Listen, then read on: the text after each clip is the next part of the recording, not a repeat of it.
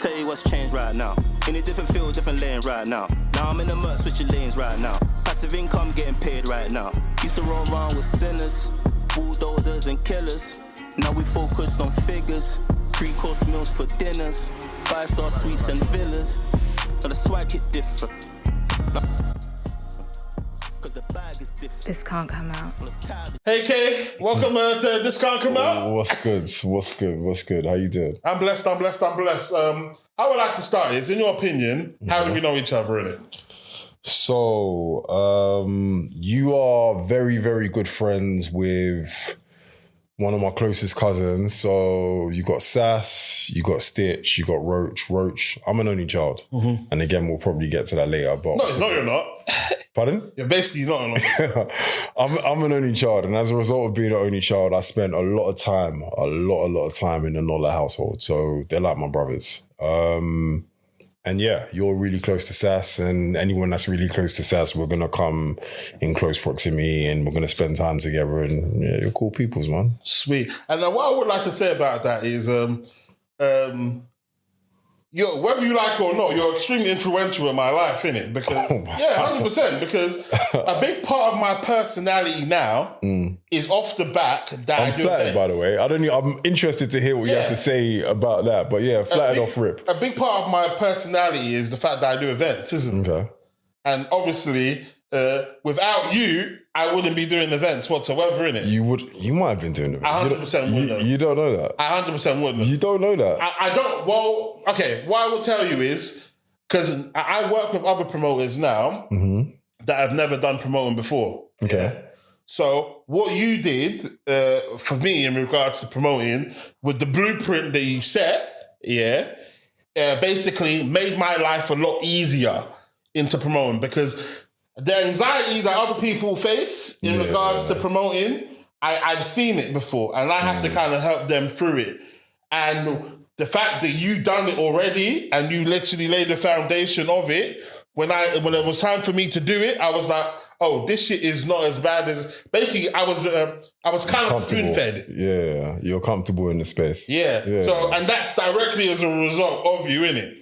You know what I'm saying? So, obviously you were quite hands off at that particular point in time, but it was literally your company, innit, that we literally just stepped into, innit? The mad thing about, like, I say Unified or the Jump Off Entertainment, even when I think back to it now, when we started, I was like 20. And when I think about the responsibility that we were entrusted with and some of the things that we pulled off and some of the things that we did and even the way we came about, it's mad to me, because it was really organic. And what I mean by that is, first year I went to uni, my university had a student radio station, like a legit radio station, proper setups that, like, even today when I go to radio stations, I don't see it. Was that Northampton? No, University of Surrey in Guildford. Okay. They had a proper radio station, proper radio setup, and I'm like, all right, cool. I want to be like a radio presenter.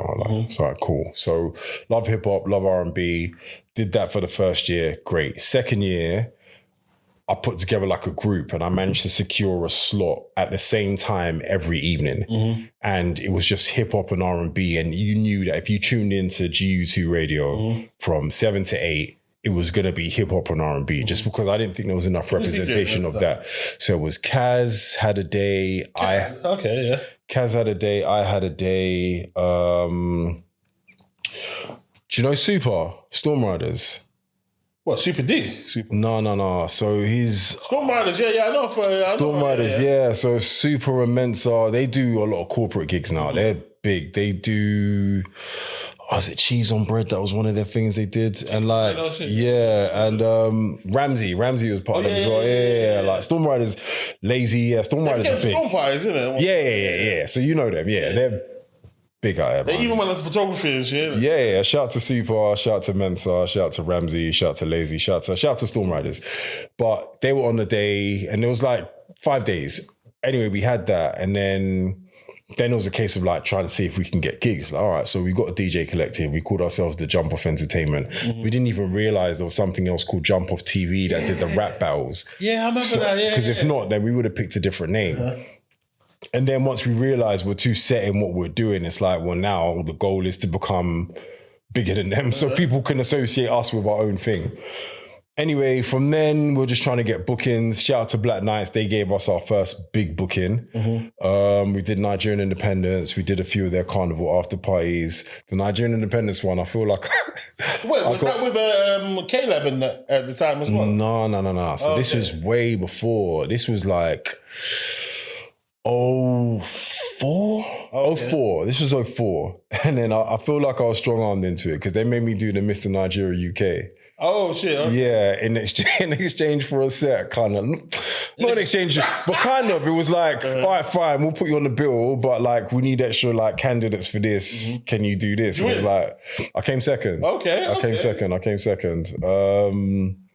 Which is cool. It was a fun time. I met some really cool people and it's strange though, man. Just being out there and people like screaming and shouting, like that whole objectifying thing. You felt it? 100%. It was. You felt like a piece of meat. It was strange, man, because you come out and they've got different segments. Like the first bit is you come out just in a t-shirt they give you, you introduce yourself and all the rest of that. Then the second segment was like beachwear. So everyone's doing their push-ups in the back, sit-ups, and obviously leading up to it, you're making sure you're like in shape. All I had was like the Nigerian flag tied around me going out, and then, and don't get me wrong, you know what you're doing. You're trying to get the most cheers, you're trying to win and all the rest of that. And it was cool. It was a cool time. But yeah, so we did that. And then getting bookings outside of that was hard because we wanted the big bookings. And I remember us having a meeting and we're like, look. At 20? Yeah. There was like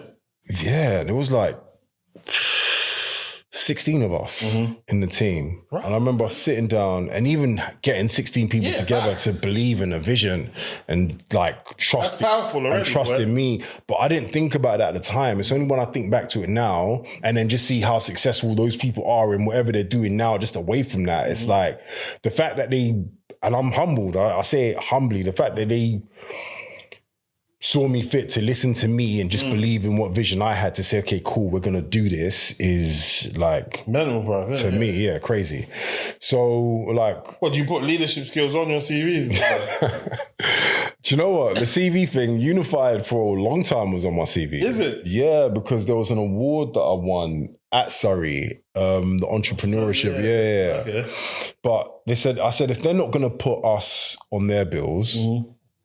then we're going to put ourselves on our own bills because we want to be on big bills. We want to be on bills of Shorty Blitz, Master Steps, Ace and Viz, and all these other big DJs, but people aren't booking us for these events. So we're like, all right, cool, we're just going to do Unified. And the first one we did with Black Grape. I don't know if you remember Black Grape. It was Eddie Caddy and T. Okay. So T's the guy, he used to manage Eddie Caddy. So he manages Yolanda Brown. He was a comedian. Oh, right. But Black Grape, it was a separate like entertainment. They did like music. So they came to one of our raves. The first rave we threw was a shambles. Oh my God. Did you make money? It was a shambles. Did we make money? I don't know. But it was in, how well do you know South? South, well, pretty well. All right. So people that know South, they know a place off Old Kent Road called Ilderton Road. Okay. And they had a bunch of halls there. I don't know why we did this. Like, I think rave in a hall. It wasn't a uni rave. It was just a rave. Okay. It was just a rave. It's called Unified. No. Okay. So it was just the Jump Off Entertainment opening rave. So I think we just called the Jump Off Entertainment. That was the name of the first ever rave. It was just a black flyer with the logo on, the date or whatever. And all we were thinking of at the time is if we do it here, all the bar is ours. We stock all the drinks, we sell all the drinks, and all the money's ours. Yeah. That's all we were thinking. It was a crap. It was so... What did you forget? Did you forget float and stuff? It's not even that. Like, we made it work. And like, shout out to Wifey, she helped me a lot. And my boys, missus as well. Oh, she was Wifey back then as well? We were getting there. Wow. We were getting there. We weren't there at the time, but we were getting there. And then my boys, missus as well, they actually helped us with that. If it wasn't for them, that whole bar thing would have been... That's impressive. First event. What was it? You owned the bar, first event. But it was in a hall. This is what I'm saying. It's in Ilderton, like in a warehouse. Like, paying for drinks. You know where people do like engagement parties, like back in the day, like before they got banquet suites. Yes. Yeah. So we got one of those halls. So people coming in thinking, what the hell is this? Oh, so they weren't happy. It wasn't what they're expecting. Oh, it wasn't gonna be that. We just said it's a rave, innit? And obviously, if you're not from South, you're coming there expecting to come to a venue, and you're not coming to a venue. You're coming basketball. Oh, you're seeing all sorts. It was very. Do you know what? We should have just called it a shubs. If we had called it a shubs, then the marketing would have been apt and it would have been great. But that's not. The vibe was good though, or did people try to? Okay. All right, cool. So we got about 400 people. Oh wow. Yeah. And Black Grape saw that and like, do you know what? Like, call it what you want. And yeah, you might not be happy with like the settings or whatever, but a lot of people will get the nicest of places. They can't get people. You lot can get people. We should do something. So we did Unified. Oh wait, so you did this with Addy Caddy's group? No. This was just us, but we just invited them down. So we knew them. Oh, so they saw. So they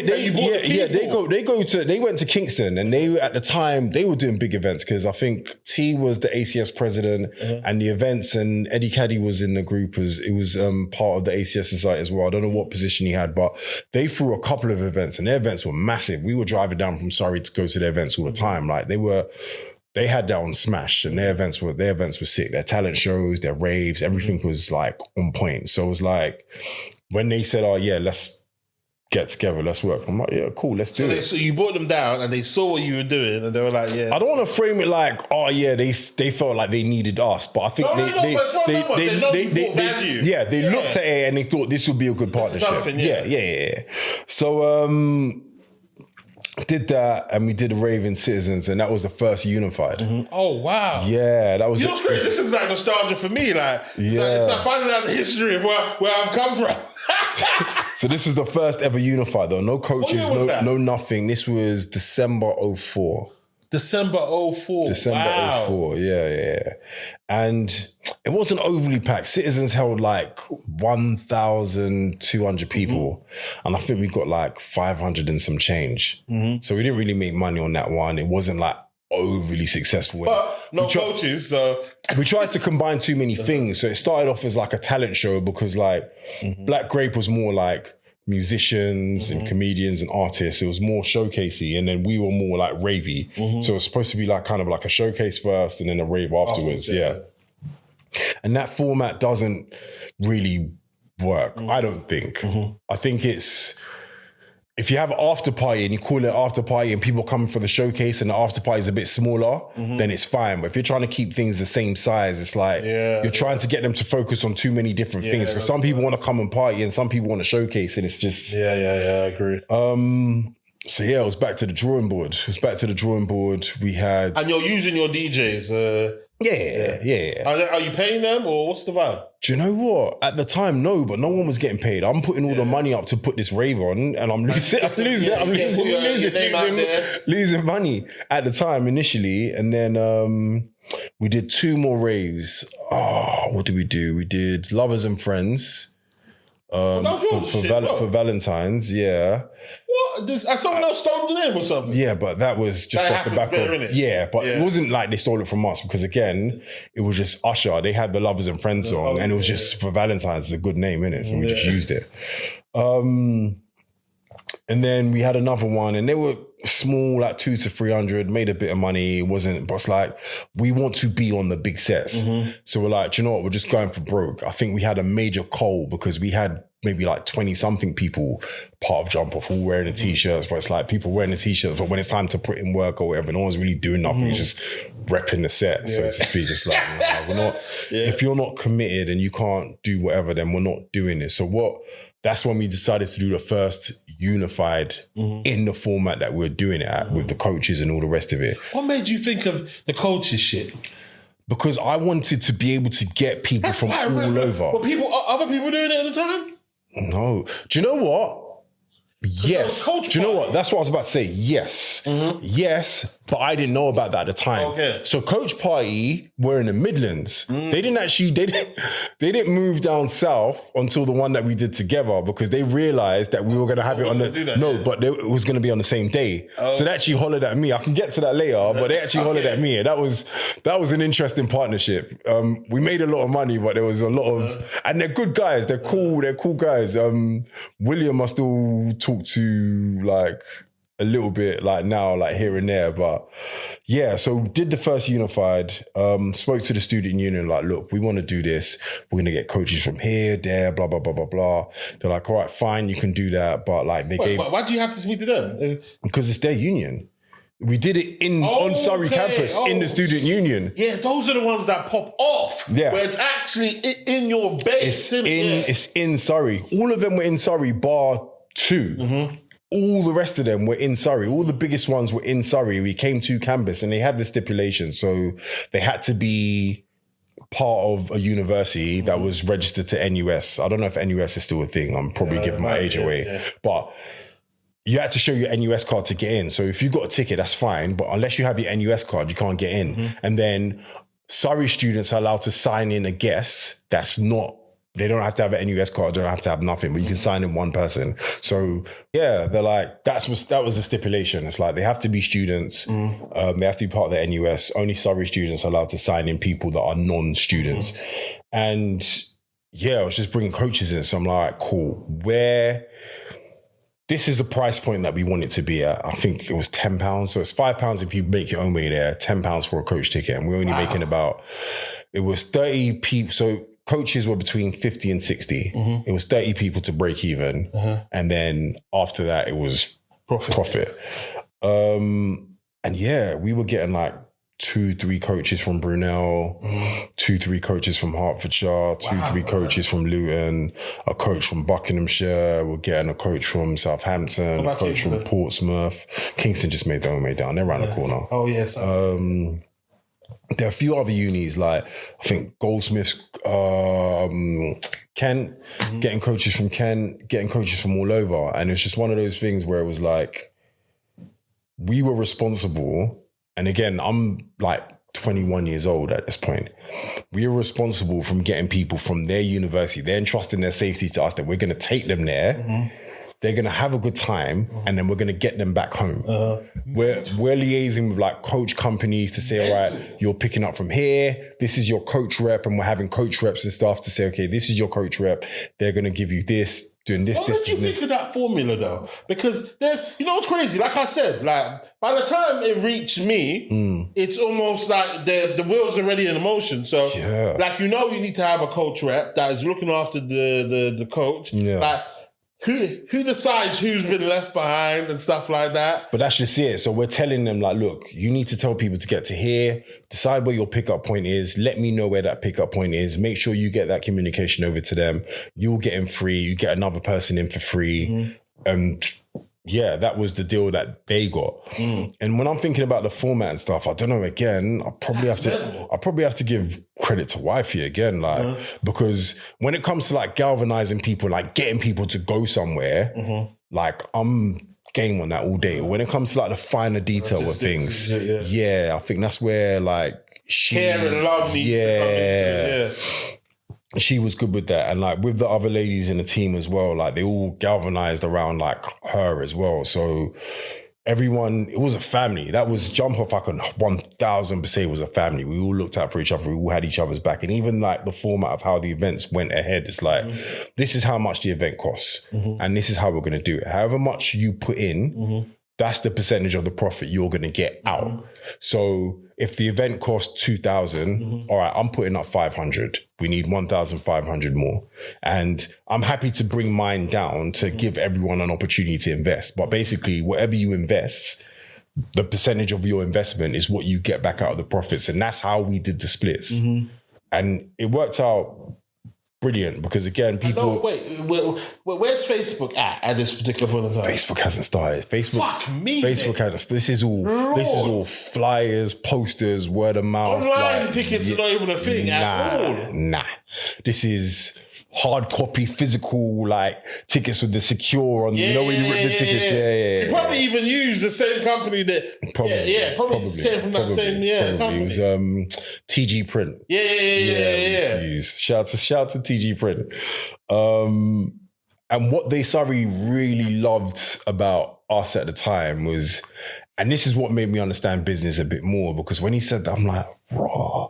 He said what he loves so much. This is the student union manager or student union director. He said what he loved about Unified so much, was that Surrey, people get their student loans and all the rest of it. And whether they put on 20 events, whether they put on 23 events, that money is going to get spent in the student union at some point along the line. So they know that, let's say they have this many students and they get this much student loan, 10% of that they know is going to come and be spent in the student union and student union events at some point. This party, that party, wherever, they're going to get that money at some point. What they loved about Unified is that it's bringing in universities from, like, students from other universities, and that's money they wouldn't have got. And they're managing to get some of the market share from money that they would have spent at their uni. They're now spending in Surrey, and that's money they wouldn't have got. Wow. And they're doing things like Unified, people buying champagne. Bro, Surrey, no one bought champagne. Like, they're selling beer. They're selling beer, they're selling shots, they're selling Jaeger bombs, all that crap. No one's come like, oh yeah, can I have a bottle of champagne? Bro, they sold out a champagne. Mental. They sold out a champagne on many occasions. It was like, do you remember what the bar spend was them times? Not that they gave you a bar spend, but what you know, and that's the other thing. They didn't give me a bar spend. Like, and even like, and one thing, do you know what? Shout out to Surrey. One thing I can say about them, and I made them money, so I get it. But wherever I asked for, I got. So it's like, do you know what? Things are getting a bit rowdy. I want this much extra security. Fine. I want them to work till this time. Fine. I want to extend for an hour because the student union is supposed to close at 1. I'm like, I want it to close at 2. Fine.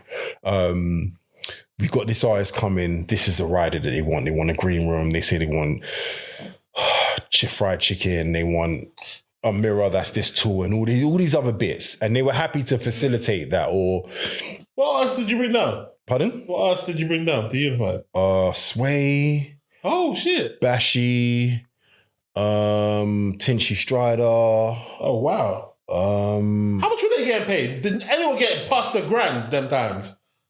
I doubt it. Do you know what? A couple. Not many. Yeah. Maybe like two or three. We got like Flawless Dancers, we got them. Yeah.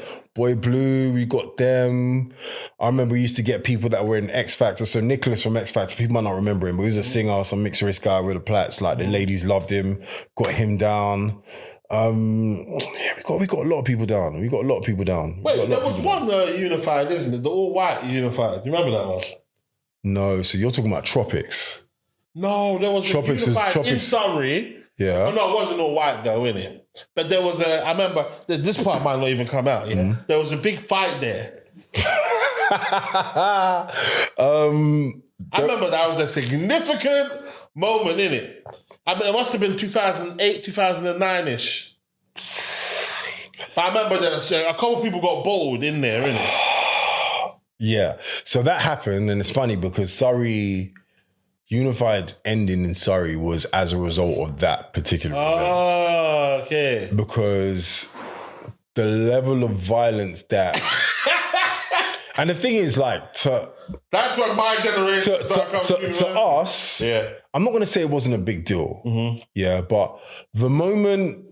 and I don't want to... It was gang members. It wasn't gang members. I won't even say... I know the guys that were involved with that. All right. Okay. See, you're putting it to a point where you can't put it out. I'm trying to clean it up to a bit that you can put some bits in. Yeah. But basically, like, these are university students. A lot of them come from, like, affluent homes or suburban homes. They're used to seeing things in a certain way. So the odd pub punch up or whatever, a black eye, like busted lip is fine.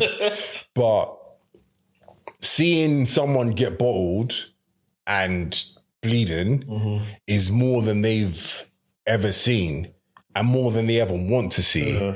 And they were horrified. Oh, who was? So the students the native Surrey students, and I don't want to point out a certain demographic, but what I will point out, actually will, not in terms of race, but a demographic in terms of status or station in life. They're used to certain things being proper, and more, everything should be proper, and that's great. But these people have a lot of influence. Their parents have a lot of influence. And it got to the vice chancellor of the university. Oh, wow. Yeah. Wow. Yeah, that's a big deal. And they're sitting down like, you know what? As much money as it makes, and it shut down. Yeah. Wow. And that's when we moved to area. Okay. Yeah. Interesting. So, in your opinion, had that not happened, you think you would have ventured out of Surrey? So we still had events outside of, so don't forget we had the carnival after party at Rainforest Cafe. So obviously Rainforest Cafe has got that whole jungle theme or whatever. So it was just, and we used to sell that out every year. Like it was sick. Free money in it. Yeah. We had Bravalicious, which was New Year's Day. And the good thing about that one was there's too much pressure on a New Year's Eve rave. For one, New Year's Eve, I'm in church anyway. Yeah, me as well. So I'm not doing a New Year's Eve rave. That's just first and foremost. Second, New Year's Eve, it's like, because the price is so much, people's expectations are so high, and it's people charge £50 for a ticket and shit. But that's the thing. So if I've paid £50 for a ticket, I'm expecting this rave to blow my mind. It's never going to deliver. The expectation is just going to be so high, and it's never going to deliver an expectation. Even going to arrive? I don't even know how that works. Whereas New Year's Day, what we found was that New Year's Day, the vibe that people came with New Year's Day is my New Year's Eve wasn't as good as I thought it was going to be. I've got this many off days until work goes back. I've still got some steam to blow off. And it was such vibes. And you can attend. Yeah. No, but it was just the vibe of the rave. And we used to do that Strawberry Moons in the West End. Again, that was a sellout every year, and it was just vibes. And it was great. And we did that, and yeah, we had a lot of success. And then even with the coach party thing, I think they realized that our raves, Unified always fell on the second Wednesday after the semester started. So we gave ourselves 2 weeks to promote. After the semester started, okay. Yeah, and they wanted to do one, and they were coming further down south. So they're like, look, we know you're going to do... I'm like, how do you know? Like, look, man, you've done it for the last 3 years. We know you're doing it on this. What do you think about doing it together? And again, you just bring it to the team. And what was that? Watford? Yeah, area Watford. Oh, I remember that. Yeah, I know. I think that was my first ever one.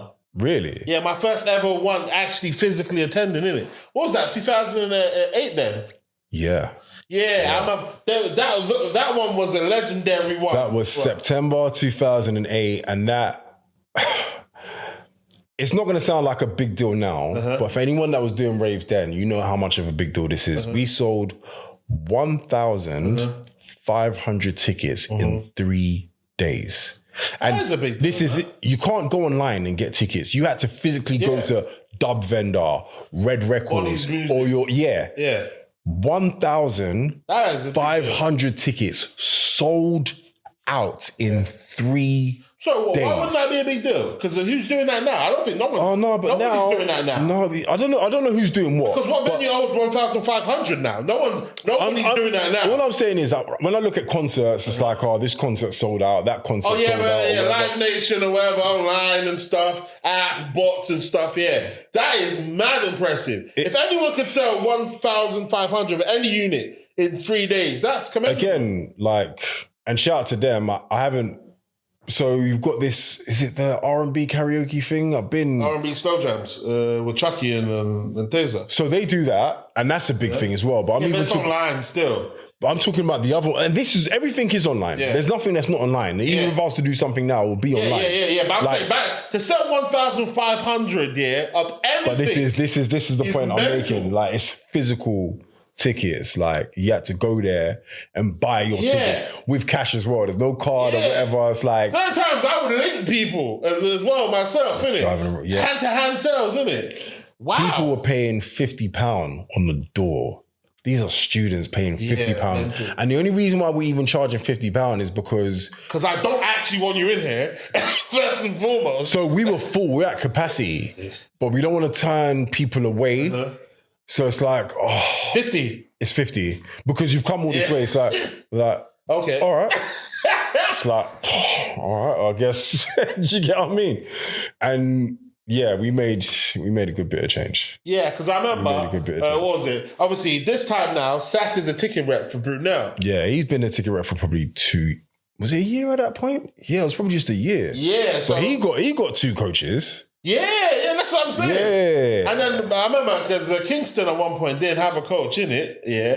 So Kingston didn't have coaches to Surrey, but they should have had a coach to area. And it would have been the rep was, I think his name was like Billy. Oh, Billy, yeah, okay, cool. And yeah. But you stole your reps as well, 9 times out of 10. Why not? All of the, basically, you literally handed it to us. Bruv, everyone stole our reps. Yeah. Like, and it's fine, I get it. People see the flyer and they want to start so this is the name, thing. But it's easy. The phone number's there, the name's there. It's like, is this such and such? Yeah. Is this Sass from Brunel? Yeah. But the bit that used to make me laugh was when people used to do it, but they're calling my cousins or they're calling jump off actual members, not just reps. So they're calling BAMs, or they're calling like Sass, or they're calling like people that are like jump off, like they're calling my boys at Luton or like. It's like, blah, blah, do you want to do this? I'm like, do you even know who you're talking to? But listen, it was a lucrative hobby. It taught me a lot. I learned a lot just about life, about people, about just organizing things, about money as well. Just like margins and stuff like that. And, do you know what? Interestingly enough, there are 3 things. So I'm going to get religious now. And I was going to say, forgive me. Don't forgive me. I'm Christian. I'm religious. So hear it well. There's some people that hear from God like regularly. It's like, like God even talks to me when to say, don't take this left, take this right because there's traffic down there. I'm not one of those people. God doesn't speak to me every day. I just pray on things, I act on them, and I pray that God blesses and guides my steps, or whatever decision I make, he blesses that decision. There are only 3 things that I can say that God has spoken to me clearly to say, like, and there was no doubt in my mind. It's like, oh, wow, okay, about things I should do.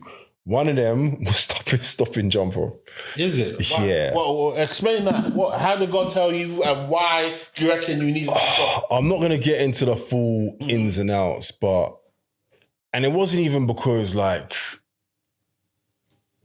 I was perfect or like I was the model Christian or nothing like that. But it's just, I don't know what would have happened, whether I would have got hurt or someone would have seriously got hurt at something that I was doing or what. I don't know what the reason was, but it was clear to me. It's like, I know this is a lucrative hobby for you, you're making money or whatever. You can't do this anymore. And that's why I stopped. And the other one, one of the other ones was my wife, actually, because I remember praying on that for frigging ages, not hearing back. And it's like, but those, and there's one other one, is something separate, but those are the only 3 times, but that was one of them. And the conviction I felt to stop was strong, very strong. So, yeah. In terms of being in the field, you basically, I know what doing events has done for me in regards to personality and some transferable skills that I've got. Yeah, definitely. So in terms of the level that you started, the actual inception of it, the idea, and creating the infrastructure around it. When I tell you, like, and this isn't to take away from like anyone's like success or things that people have done. We were supposed to have Unified Weekender. It was done. So the first one that we were supposed to have was supposed to happen on the Surrey campus because, wow. And the thing is, I didn't even know, and this is where like they say like opportunities come to you sometimes. The director of the student union came to me, he's like, over summer, like the whole university is empty. You have some international students or some master's students or whatever, but all these rooms are empty. There's nothing going on. There's no money being made, blah, blah, blah.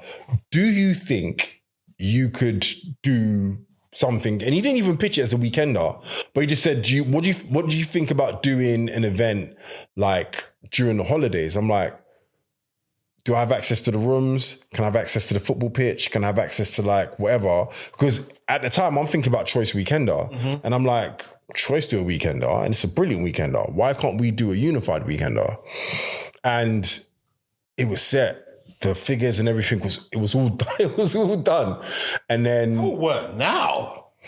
But then the thing when obviously they pulled it because of, and again, if I'd known, I think, and it's another thing that annoys me because people don't realize how much they mess things up for other people when they do the stupid things that they do. Whatever beef you've got with whoever you've got it, take it outside. Go to his uni. Go meet each other in the field somewhere. Go and join... What if his uni is sorry? Like, seriously, go and join frigging the forces and go and fight people that are going to fight. Yeah, go and fight people that want to fight back. Like, this is... people have come here to have fun. But I'm saying if that didn't happen, the summer of... 08, 09? 09? No, the summer of 08. The summer of 08, there would have been a unified weekender. That's on the Surrey campus. And we would have got everybody down. There would have been like... That would change the game. There would have been sporting tournaments or whatever, and everyone would have got a room because their rooms... Bruv, the university, it's a campus uni. It's full of rooms. It's thousands of rooms. What would the... obviously, because you were near doing it, what would the breakdown of that have been? So if someone pays a fee... £200. £200... Yeah. They get to stay inside of a room for two nights. 2 nights. Yes. Activities and raves and stuff. Yeah. And was this targeted at, obviously... uni students. The same rules would have applied. You had to have been... What if you're turning 18 and you're not in uni yet, but you're on your way to uni? Do you know what? But that would be the grey area. Yeah, because how would we even target you? Because again, they'll hear about it. It's like my first university. But then some colleges were part of NUS anyway, so you would have been able to. But the thing is, it's like we were marking on campuses at universities. Yeah. So that's where those people would have heard of it before they broke up for uni. It's like, all right, this is going on, and they would have bought their tickets before they left, and they know, okay, this is where the coach point is. There's going to be. And most of the coach pickouts, if we're being honest, most of them would have been in London. Because even if you went to uni, wherever you went, most of the people, not all of them. Yes, we might have had a couple from the Midlands, especially if it's the course of a weekend. I would be happy to branch further afield to get coaches from further afield because it's a bigger thing. It's not just for the one night. It's not, because it doesn't, anything that had a travel time of longer than 2 hours, 2.5 hours didn't make sense for us because one, your fee would have to be higher, and two, if we're trying to get you there for 10 o'clock, you have to leave your uni like early. At 6 or whatever. There's still rush hour or whatever. And then it finishes at 2. You're getting back at 5 o'clock in the morning. And then there've been some coaches that left, came back. No, I get it. But it was never planned that way. Do you see what I'm saying? We tried to keep everything was sort of within a 2-hour coach journey. And especially at that time in the morning, and it worked out perfect. Shit. But that would have been... What? That would have been a game changer. That would have been life-changing. That would have been, because the sort of money that we would have made, I'm not even going to lie, I don't even know what I would have done, but 2,000 each would have been like 1,500 people. Yeah, that's mental. And I remember I even did one breakdown when we were doing, Unified and then Uni House and stuff. Obviously, it got mad expensive because obviously, the coaching, like you said, like you broke even after 20 people and stuff. Now, and when you're thinking about the amount of people inside here, you find out what the bar does, and you realize how much money you have made change hands from people. And then you're looking at hundreds of thousands. And bro, that's 300,000, and our costs was like 80 because again, they weren't. I never paid for the venue at Surrey. Because they made and they knew they were going to make all their money off the bar. Like the rooms I was getting, it was a nominal charge. And for all I know, maybe I would have been able to further negotiate where it's like, actually, if you lot make this much, because they're going to make money in the day at the restaurants for food. They're going to make money at night in the drinks. They're going to make, all that, like this. Yeah. So who knows? I might have been able to get the whole campus for free. I don't know if they made enough money. I don't know. But the point is, I reckon we would have cleared 6 figures. Yeah, 100. And 6 figures in 2008 for friggin' 2008, I was what, 24? No. I was 22. 20, was it 2008? It must have been 2008. Yeah, it would have been 2008. I was 24. Yeah? That's life-changing. Yeah, 100%. Like, and yeah, it wouldn't have been just all my money, but like... Yeah, but that's there's like 16 of us. Over 100K. And then knowing you would have branched out. It wouldn't have just been... Yeah. But we would have done that every year. Yeah. We would have done that every year. Every single year we would have done that.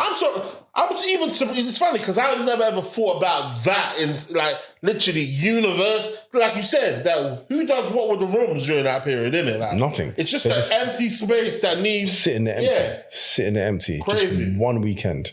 Mental. And then, so that didn't happen. But then we flew out to Marbella. We started looking at all these, we booked meetings with all these different like resorts. And we found a resort in Marbella. Right. Yeah, that we got, again, costings, everything was good.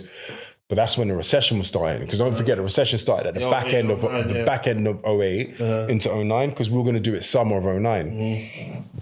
The only thing, and to be honest, that was probably a blessing in disguise, because when I think about it now, the recession hadn't even got to the depths of where it was going to go to. And if it had, things would have got worse. I think plane ticket prices would have gone up. I don't know. It would have been, it could have been life-changing in a negative way. But the only reason why the deal wasn't signed is because we were both trying to be smart. I'm not trying to be smart, but I was saying to them, I need them to give me a figure and it needs to be in pounds. Yeah. And they need to, basically the contract agreement needs to be in pounds. And they said, no, it can only be in euros. But at the time, the pound was falling against the euro. And I'm charging everybody in pounds.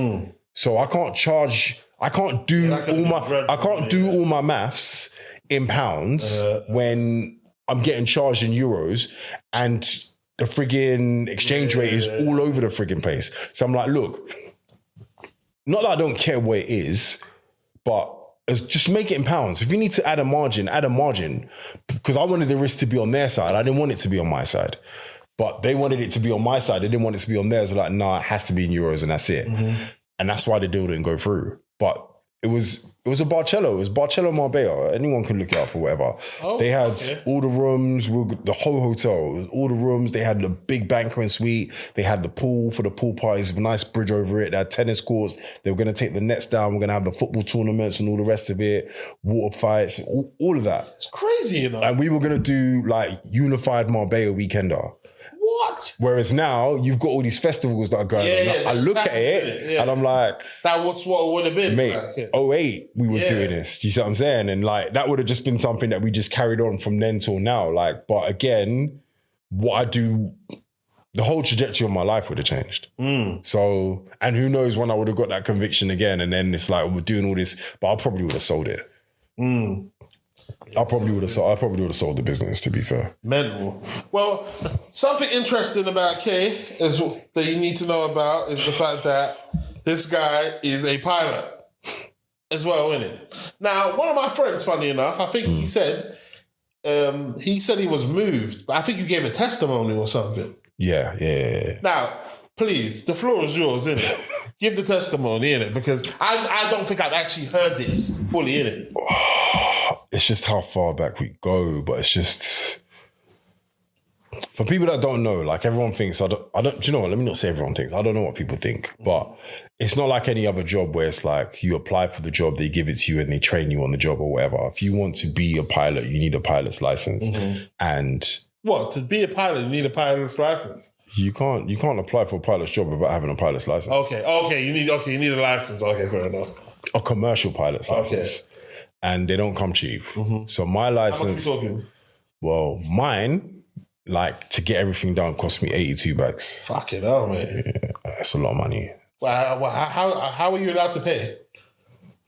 Again, it's just different ways to do it. So like when people ask me, how long does it take to be a pilot? I'm like, if you've got the money, you can get it done in 2 years.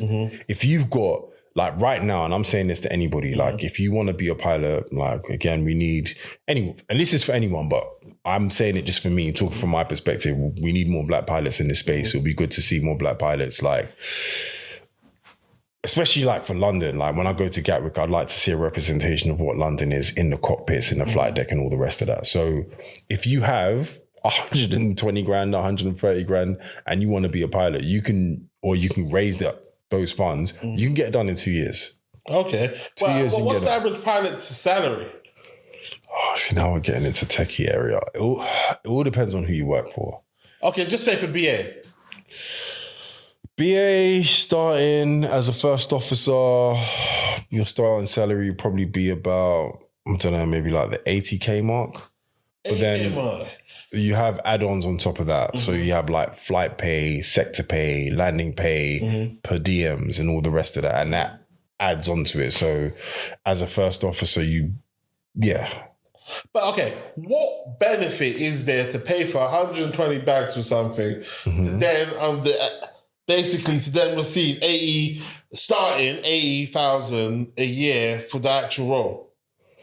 Well, let's even say for sake of argument, it stays at 80. And maybe because you work in finance, You work in finance. So I think for you, things are kind of skewed in terms of like what the average earning potential is for the average, even graduate. But I'm saying, if you're willing to put 120 bags down... That's fine. So what's the average graduate get? I'm assuming like maybe 20, 25 or something. All right. 30? 5 years in the game doing something. How much do you expect to make? Well, it depends on what profession, innit? Let's say 50, innit? 50. Okay, cool. All right, cool. So if I'm making 30 more than you, in 4 years, I've paid that back. In 4 years, you pay that back? And that's staying at the same salary. Okay, hold on one second. My brain can't do the math. So 120 bags you put down initially. And now you're making 80,000 for how many years? Say you're making it for 5 years. 5 years, yeah. Okay, 5 years. And I'm getting 30 grand a year more than you. And yes, I know you need to put tax into account for tax, account for national insurance and all the rest of that stuff. But I'm earning more than you are. Yeah, and to be fair, it's for the foreseeable future for my life. So yeah, it makes sense to put money again, down. I don't want... But yeah, I understand what you're saying. Do you know what it is? What other job can you actually really get in it? All right, so there are two things I'm going to say with regards to this. One, a lot of people think, oh, you're a pilot, and just because you're a pilot, you make mad bread. And people assume that a lot of people actually assume that I'm at a station that I'm not. And it's not because I pretend to be or I try to be or I'm putting it on that way. It's just the assumption. And I'd much rather people assume I made less than I do than people assume I make more than I do. And a lot of people assume I make more than I do. But the second thing with regards to that is, and maybe it's a Nigerian in me, like I just don't like people pocket watching me. So I'm not going to say what. And you can go on ChatGPT and you can find out how much. But what I will say, and I'm not a captain yet, but what I will say is you can be a captain for Ryanair, EasyJet, Jet2, whatever, and you're making 150 bags a year. You could be a captain for British Airways and like, especially if you're on long haul and you can make 200 bags a year.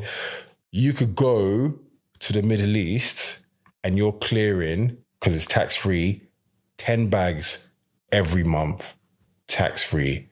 And you're not even a captain. Captains are clearing like 15 bags every month, tax-free. Okay, I feel like you answered my question. So I say all that to say, yeah, you might start low. And some pilots are starting lower than that. Some pilots are starting, some pilots are starting on 50K. Do you get what I mean? But once you get a certain number of hours, you're eligible for better jobs. Once you get a certain number of hours, you're eligible to become captain. So that money gets better. Like once you've got 5, 10, do you know what? It will be very difficult to find a pilot that's been flying consistently for 10 years that's not on 6 figures. I'll say that. I'll say that much. That makes sense, yeah. But then I'll also say I haven't been flying for 10 years. So... Now, wait. Now, why do you reckon the barrier to entry is so high for the role? Because of how much it costs to do it. Yeah, but why? Why is that? Why does it cost so much? Oh, it's not cheap. Like there's a lot involved to be a pilot. It's because of fuel, plane rentals, instructor fees, exams. So if we talk about the process, so to become a commercial pilot, you need to do your ground school exams. So that's 14 exams. Some of them are really, really friggin' hard. Yeah. And to do that, there are a lot of people that try to do home study or distance learning and simulation and stuff. Because this is all theoretical stuff. It's all theory, yeah? Okay. And they can do that, and that's you haven't even jumped in the plane yet? No, you haven't jumped in the plane. Well, you can do a PPL. So if you do an integrated course, you do ground school first. You do ground school, then you go and do flying. If you do it modular, I started integrated and I ended up going modular, and this is part of my testimony as well. If you go modular, you have to do your PPL first, which is your private pilot's license. And a lot of people think because it's a private pilot's license, it means you fly private jets. That's not what it means. It means it should say personal pilot's license. And what it means by that no. You can fly yourself. You can fly yourself. You can fly friends. You're not allowed to fly for money. So you're not allowed to pay. You're not allowed to get paid to fly. Do you get what I mean? Yeah. So if you got a private pilot's license, you're not allowed to get paid to fly. You can fly your friends, you can fly yourself, and there's so many lovely planes that you can fly. You can even fly jets if you want to. Why is that? Why is what? Why have they allowed you to be able to fly your friends and family, but yet you can't? Because you've got an adequate level of training to do that. But you're not able to fly somebody else that you get paid for. Because the standard at which you have to reach for you to be able to get paid... You have to be extra competent. Yeah. Interesting. Huh? Because it's like... driving. But it's like driving your car and driving a bus. The level of responsibility of it's just you. So yeah, you should be careful, and yeah, you need a certain level of competency. But then if you want to drive a bus, there's extra level of competency because not just because it's bigger, but also because of the responsibility you have and all those people that are behind you that are trusting you to take them from A to B. I hear that, but it's one of those ones like a life is a life. That's not true. A life is not a life. All right, it's one thing if you just take a life. But one, it's more lives. And not only is it more lives, I paid you to kill me. But I'm saying in terms of, you said a private, I hear that. But for instance, if it's a private plane and it only holds say 5 people, say, I don't know not much about private planes. It could be any plane. Someone wants to pay you to fly them there, why can't they do that? Okay. Again. Sign a waiver fee, boom, boom, boom, boom. It doesn't, again, it's regulations and it just doesn't work. It doesn't work like that. But again, it's just... There's a certain level of competence that's required. And again, I can only use road things because this is what everyone's familiar with. So the amount of training you need to ride a ped is different because it's just you. And again, with the ped, you have to have your L plates on. You're not allowed to carry anyone on the back. And it's just you. So it's like the basics that you need to be competent on the road, the basic level of training that you need to be competent on the road, we've given to you. Okay. Yeah. And if you abuse that, yes, you could crash into someone, but essentially it's just your life in danger, primarily just your life. And then if you want to get a full bike license where you can have one person, there's extra training that's needed. Okay, mate. But yeah, if you want to drive a car, there's even more training than a bike because there's more people you can carry and there's more damage you can do to other people. Do you get what I mean? Yeah, mate. If you want to drive a bus or lorry or whatever, the heavier the things get and the bigger they get, the more training you need because the more damage you could do, the more responsibility that you're entrusted with. So in terms of the payment, okay, but yeah, it made sense with the payment as well. So cool. Yeah. So continue. Yeah, go on. So yeah, you have to do your private pilot's license, and I'm going to refer. Do that first. I'm going to refer to it as a personal pilot's license first, and then once you have that, then you can do your ATPO exams, which are these 14 exams. People that do distance learning, you could be as smart as you want. Most people don't get the highest of grades or pass those exams first time round unless they get in proper instruction. What I mean is that you've gone to a proper class to sit down, and I had to go 6 months. Literally, it was 6 months, Monday to Friday for 6 months, getting taught all the material that I needed for those modules to pass those exams. And I'm not even saying this to brag, but I'm saying I passed first time with a 94% average. Wow, man. How much was the pass grade? 60? 75. Wow, okay. Yeah. 94% average, first time passes every single subject. Yeah. Now, when I went to America to do some of my training, there are people that obviously are doing the modular route and they're doing exams. And I know loads of people that they had to do meteorology twice. They had to do meteorology. They had to do principle of flight 3 times. They had to do radio navigation twice or whatever. Like, and then their average is maybe like 80. There's certain, and everything's about every job market is no different, or the housing market. It's all about supply and demand. Right now, the demand for pilots is very high. So people are lowering their their criteria, not standards. I was about to say, no. The standards are always going to be the standards, but the criteria. So they could have, like, when the demand for pilots was low, you'll have companies saying things like, unless you have a 90% pass rate, don't even apply. Unless you passed every exam first time, don't even apply. Well, so they're even checking your pass rate as well? Yeah. Oh, right. Again, it's about the market. Right, okay. Whereas there's some companies that just don't care. Do you have them? You have your license? You passed them all? I don't care how long it took you. Have you got them all? Fine. What, 75% average? 76% average, even though it's a 75%? Who cares? Every single module, it took you 3 attempts. Nobody cares. You got them? Yeah. All right. Cool. Come, let's go. So they scrutinize your grade as well. If you're, which makes sense. If the demand for pilots is not high and it's your first flying job, oh my God, the scrutiny is through the roof. Whereas once you've got a certain level of experience and maybe a certain type rating on your license, there's certain jobs you're just walking into. They're begging you. Especially if the demand is high, they're begging you. So I say all that to say, like, so you've got those exams you need to do. So ground school is money. To take those exams costs money. If you need to resit them, obviously it's even more money. Ooh, give me an example of how much a resit could. £200?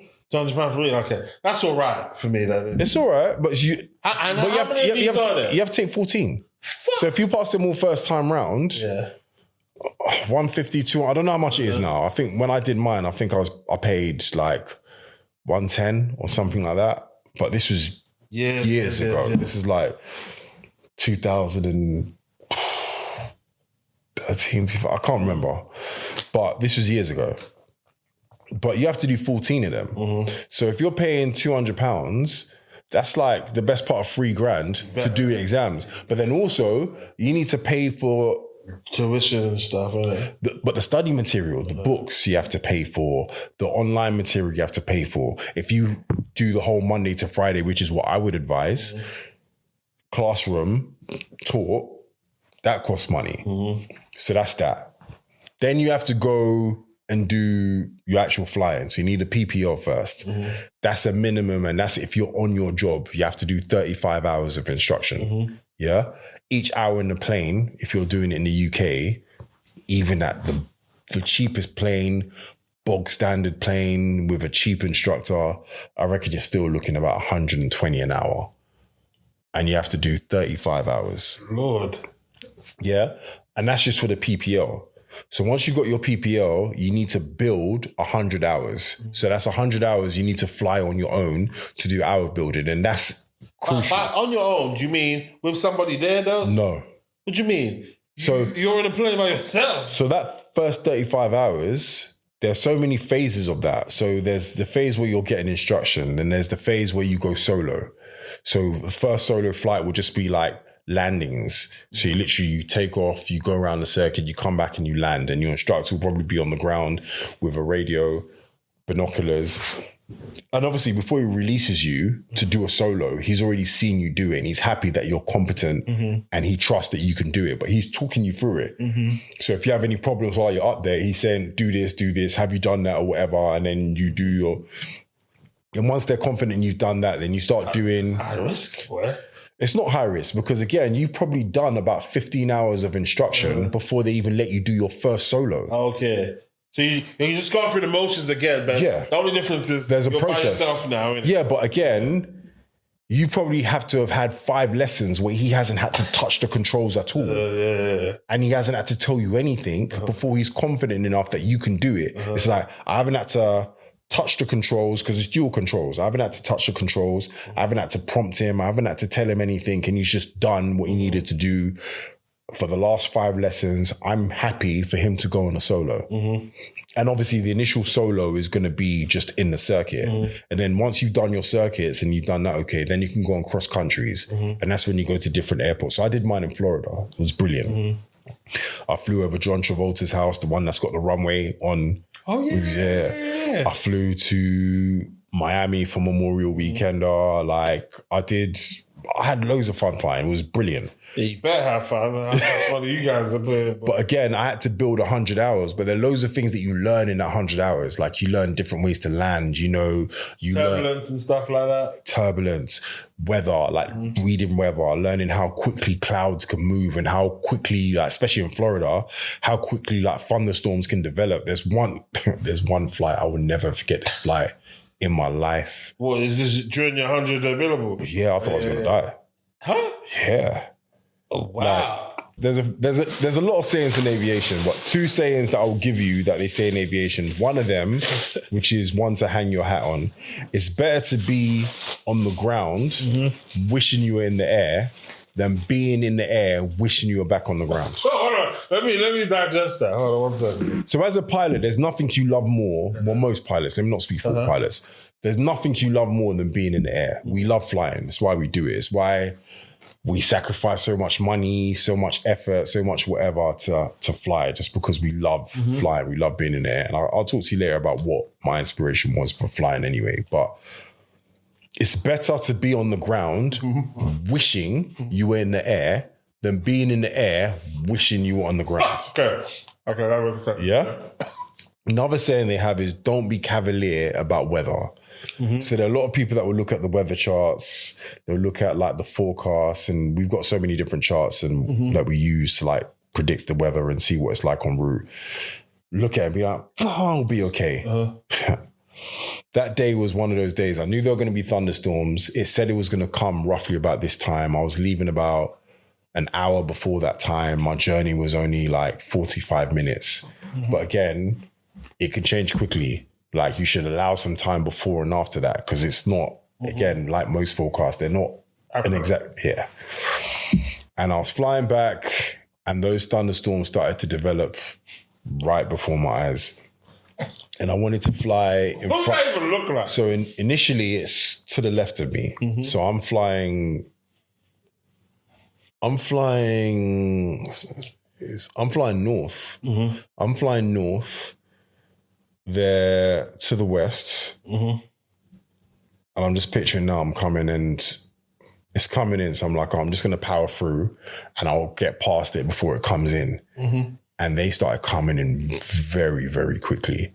So then I'll change course to fly to the west, to fly behind it because it's moving to the east. But then I just clipped the back of it as it passed me. And when you're in a downpour, you lose so much. So I'm max power and I'm struggling to keep altitude. Like all my performance has dwindled to nothing.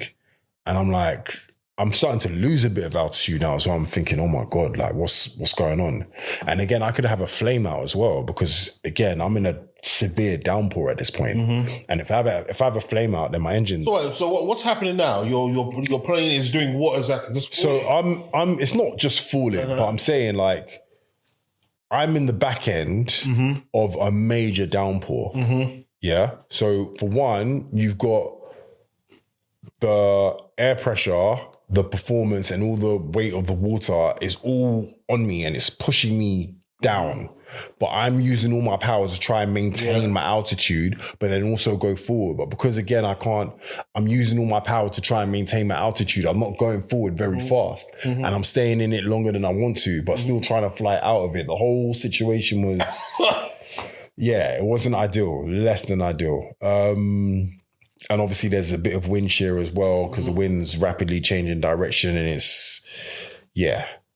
having turbulence, that level of turbulence and that level of performance dwindle in a small plane is not... What, did you do a prayer in there? Oh,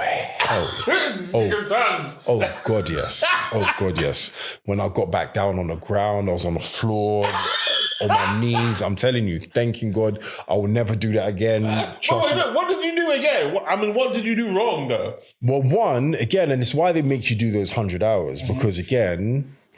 me now, or even me after that flight would know, one, judge how quickly that's coming. And even if you need to do a few circles back where you are, just to see what it's going to do, do that. Then think, it's coming this way, but I can get past it quick. No, you can't. No, you can't.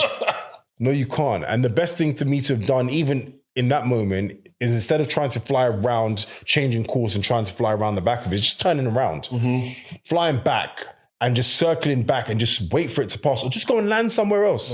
Go and land somewhere else, wait for it to pass, then fly back. Don't... And you've used that technique many times now as a result of... and even like now, just as a commercial pilot, like we got like obviously more sophisticated weather radar. We can see it way ahead and you avoid it. You look at it, it's like, all right, well, it's over there. We can see the cell and we just try and fly. And I can even show you pictures of like thunderstorms and stuff that we've avoided. And like even recently.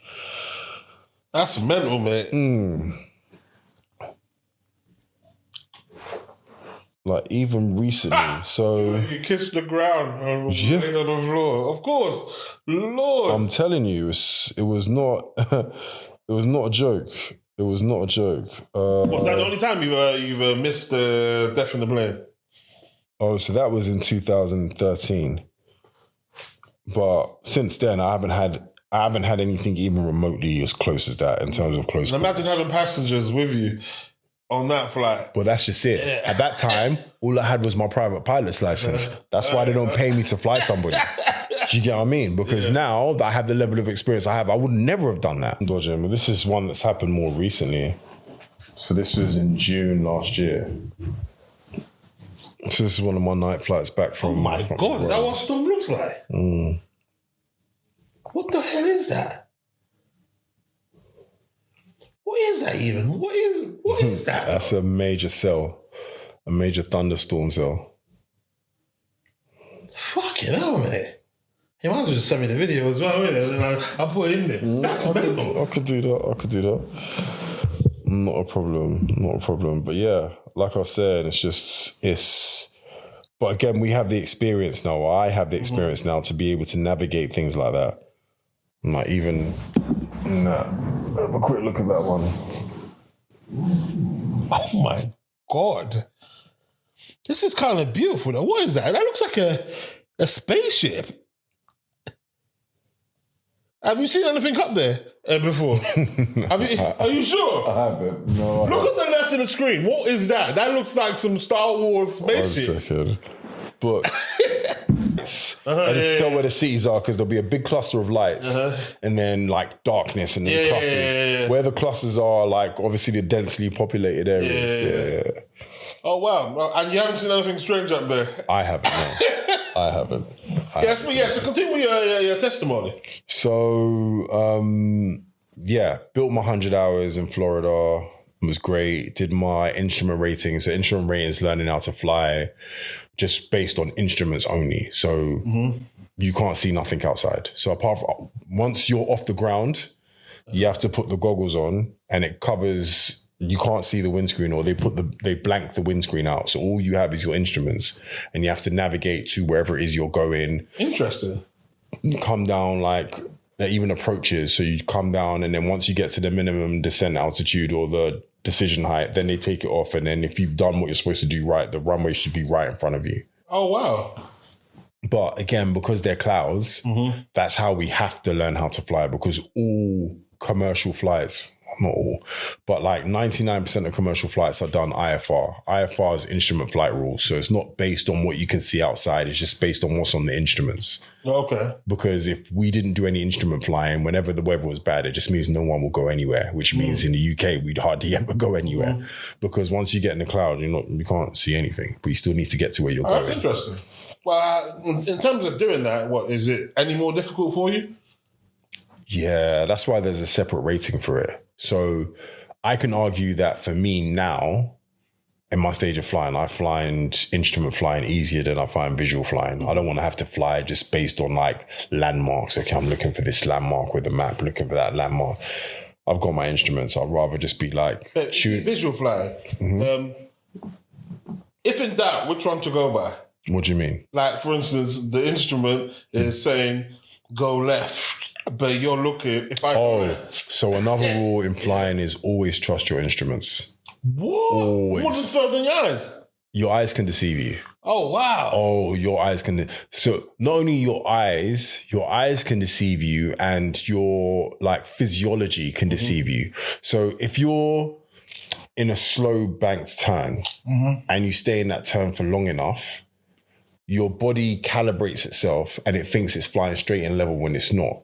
So when you go back wings level, you think you're banking to the right, but you're not. Your wings level. So you're ignoring what's on the instruments and you're going to go back to the left because you think that's what straight and level is. Okay. But because... Do you understand what I'm saying? Wow, that takes a lot, though. Well, have you ever had to follow your instrument instead of your eyes before? Yeah, but you've been trained to do that. Like, your eyes, and not only just your eyes, it's just what you feel as well. Because you might feel that you're pitching up and you're not. You're flying straight and level. You're actually diving. Or you could... There's so many different things, but you have to trust your instruments because, again, if you don't, you're going to find yourself in... Big trouble. Big trouble. Yeah. So you have to train yourself to like trust your instruments over your physiology. And part of the training, especially in the instrument training, is they'll do things like put you in dives or unusual attitudes. They'll put the plane in an unusual attitude and they'll ask you to open your eyes and recover. But because they've done it and they've asked you to put your head down and close your eyes and then put your head up, what you're feeling, by the time you look out or look at your instruments, it's not what you thought it was, which is why you have to trust the instruments. Okay. Sweet. Yeah, back to the, testimony? Yeah. So I did my instrument rating. After that, I had to do my European conversions because obviously I want to do my flying in Europe. Why America and not the UK to begin with anyway? So in America, it's cheaper. Yeah. The flying conditions in Florida are better. So fuel is cheaper in America. So whereas it's costing, I was getting like my hour building hours for like $80 an hour in a small, it was a crappy little Cessna 150. But my hour building cost me... How much would that have been in the UK? At least £100. Okay. And it was $80. Okay. Yeah, $80. And it was $80. And back then the exchange rate was £1 to $1.60. Oh, wow, okay. Yeah, so win-win. It's kind of like a no-brainer. And then also, in Florida, I can fly every day. Like, even if there's a heavy downpour, there's going to be at some point during the course of that day, I'm going to be able to fly because the weather's going to be beautiful. In the UK, it's not. Do you get what I mean?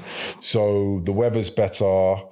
The flying is more conducive for, like, free flying. Like, I could just land at any airport and it's fine. There's no landing fees. No. I landed at freaking Orlando. I landed like in a crappy Cessna 150. Did you think I could take a Cessna 150 and then go to Heathrow and be like, oh yeah, request a touch and go? Heathrow told me to do one. Wait, and how do you request it? Over the phone? Yeah, over the radio. Okay. Over the radio. You'd be on the radio like November 9205 X-ray. On left base for runway 27 blah blah blah, runway 27 center, 27 left, whatever it is, request a touch and go. And obviously they'll sequence you and they'll give you the adequate separation, or sometimes they will say they're a bit too busy, but then they'll clear you and you do a touch and go, you touch down on the runway and then Orlando International and then go back up and then just bugger off and do what you're doing.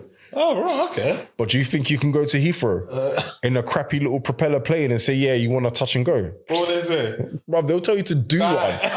They'll tell you to do one. The only way that happens is in an actual emergency. When it's an emergency, everything is available to everyone. Once you declare, it's called a Mayday. Once you declare a Mayday. Oh, wow. Oh, that's the first time I've ever heard Mayday used in in actual real time. Yeah. So if you declare if you declare a Mayday, every flying facility is available to you. Oh, wow. If you're in the air, it doesn't matter how crap your plane is or whatever. If you declare a Mayday and you want to land right on Heathrow or whatever, the Airbus, the double-decker Airbus A380, they will tell it to move out of your way. The 747, they'll tell it to move out. You have priority. Oh, wow. Yeah. Do you know where that stems from anyway? What Mayday comes from? No. Oh, okay, interesting. No, like SOS is obviously save our souls or whatever, but it's like... I didn't even know that. Yeah. So there's like Mayday. And then there's pan. So pan is like a level below Mayday. So it's an emergency, but not like... I'm not going to die right now. Not right now. Yeah. Like, if I don't do something soon, but not right now. Yeah. But even in a pan, they'll give you priority. Okay. Yeah. Oh, wow. Mellow. Yeah, sorry. So went to Poland, and I remember Sol Campbell when they were doing the Euros in Poland and Russia, and he was talking about Poland and his experience. So I was expecting it should just be this mad racist place, but again, it was a good school that I can afford that did what I needed to do. So it's like, yo, I'm gonna have to go. And how long are you spending in these places? So Florida, I was there for 6 months. Okay. Poland, I was there for 6 weeks. Okay. But again, I have to go. So my mind is, I'm gonna go to the flight school, do what I need to do, and then go back and just chill in my room. I'm not bothering, but I had a great time in Poland. Poland was lovely. Like, the people are friendly. Everything's mad cheap. Where I stayed in Łódź, it was just off Piotrkowska, which is like a main strip. Restaurants, bars, and you're by yourself? Yeah. Oh, wow. Like, but then obviously, like, you socialize with other people in the flight school, and I had a great time. Like, obviously, you get stares because they haven't seen you before. That's what I'm saying. They're only used to seeing black people on the telly. They're not used to seeing black people like face to face. So it's not a racist stare. It's more of, oh my god. Yeah. Oh, wow. That kind of thing. Yeah. But yeah, I didn't have no problems, man. I had a great time. I had a great time in Poland. The testimony comes into it just generally because I didn't have the money. Yeah. So the recession happened and there were two. So I had the initial, my parents blessed them, the initial installment for an integrated course, which is 2 years. You pay the money in 3 installments. You just do everything bang, bang, bang in 2 years. And at the time, I think it was like 90K or something like that. You have to, the first installment, my parents blessed me, they did that. And then the other 2 installments were supposed to come from 2 other people. And the recession hit both those people harder than they thought it would. And those promises of money went away. So I actually had to withdraw from the school. Like, so imagine like, you're training, you think you're going to go through in 2 years, you're going to be done. And even 3 years later, I haven't even finished phase 1. I'm just chilling, just waiting for money. Like thinking, where's this money coming from? And then... How do you even get them to agree to begin with though? Again, it's just, they know they're going to get it back. They know like how much pilots make, the job market was good. And they were family. So it's like, yeah. And... you get to a point, it's like, no one's coming, you know? This is on me. And that's when I started contracting. So like I worked a bit, saved a bit, did a bit, worked a bit, saved a bit, did a bit more. Contracting as well? Project management. That must have been hell, man. As in like mentally, there's nothing worse than doing a job when you feel as though you shouldn't be here. Yeah. Wanted to be somewhere else.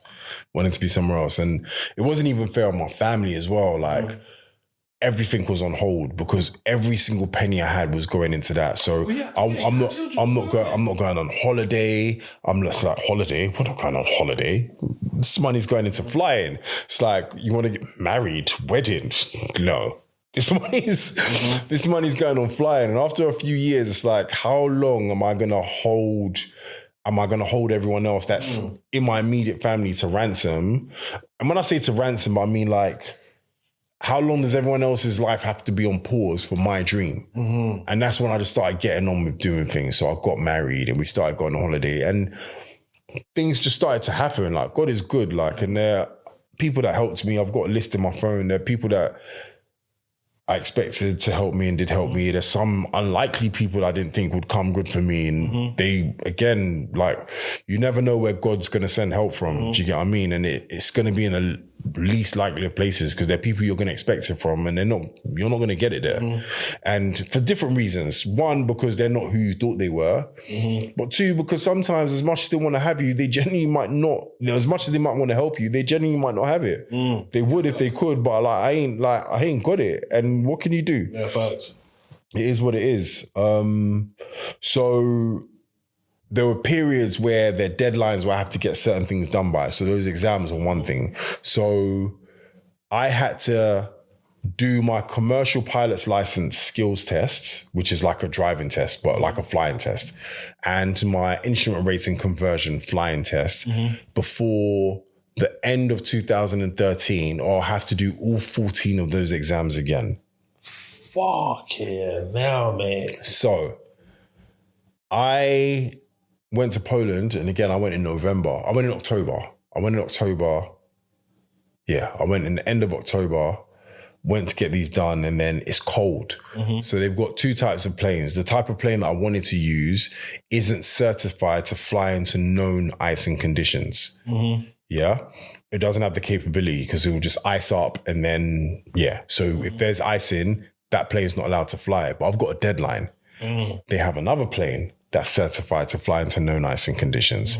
The one that I wanted to use that's not certified to fly into known icing conditions is 260 euros an hour. The one that is certified to fly into known icing conditions is 500 euros an hour.